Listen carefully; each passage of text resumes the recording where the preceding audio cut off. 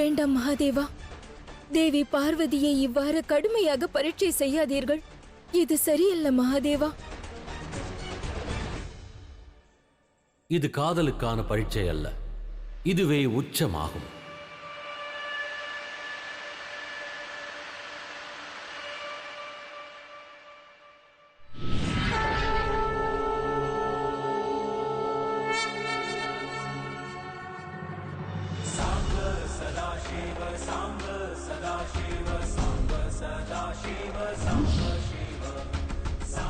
சிவசக்தியின் காதலின் மீது நம்பிக்கை கொண்டிருங்கள். இது சிவசக்தி திருவிளையாடல். கண்டு ஆனந்தம் கொள்ளுங்கள். ஏனெனில் சிவன் இழைத்திடும் யாவும் உச்சிதமே ஆகும். தனது ஆதிசக்திக்கு தனது ஜோதிர்லிங்கத்தின் தரிசனத்தை தராமல் இருப்பது எவ்விதத்தில் நியாயம்?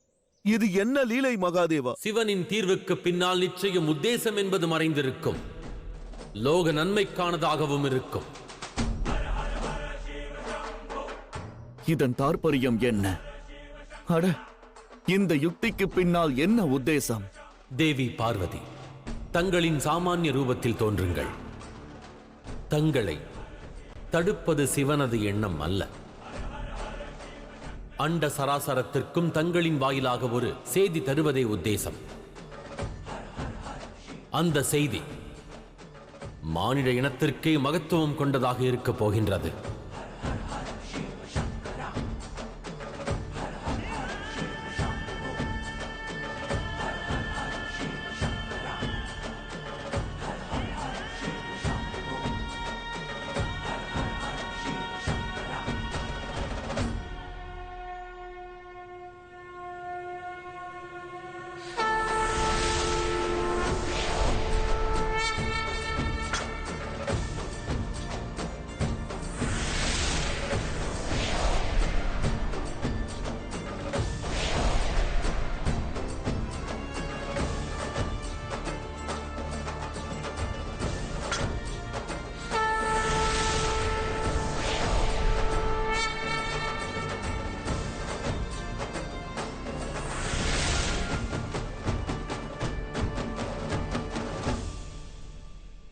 இதற்கு என்ன அர்த்தம் என்று கூறுங்கள் சதாசிவனே.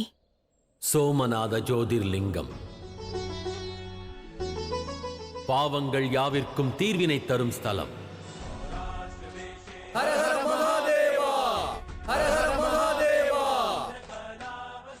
புவியில் உள்ள எவர் மனதில் பாவங்கள் நிறைந்துள்ளதோ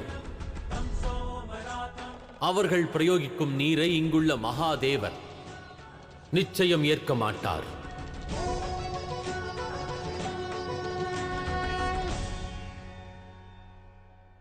தாங்கள் பாவம் புரிந்துள்ளீர்கள் தேவி பார்வதி.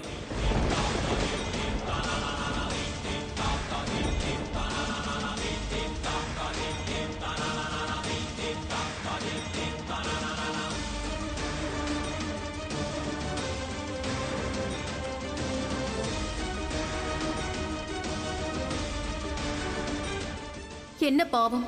தங்கள் காதலை அடைவதற்காக அண்ட சராசரத்தையும் சங்கடத்தில் ஆழ்த்தினீர்கள்.